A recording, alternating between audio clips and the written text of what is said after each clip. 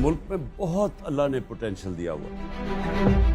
ہمیں صرف اپنے آپ کو آرگنائز کرنا ہے, ہم نے گورننس سسٹم ٹھیک کرنی ہے, ہم نے جو ایک چیز بار بار رول آف لا, انصاف کا نظام ٹھیک کرنا ہے. وہ اس وقت آپ سب کے لیے کہ ہم انصاف کے انڈیکس میں, رول آف لا کے انڈیکس میں 140 ملکوں میں پاکستان کا نمبر 129 ہے.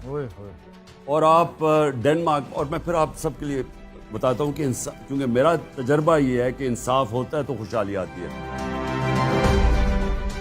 ڈنمارک نمبر 1 ہے.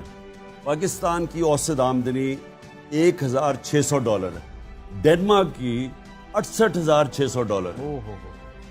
آپ اگر ساری اپنی تاریخ اٹھا کے دیکھیں تو جب ایک حکمران انصاف دیتا تھا, مثلا بلبل تھا, علاؤدین خلجی تھا, ان کے دور میں ساری خوشحالی ہوتی تھی.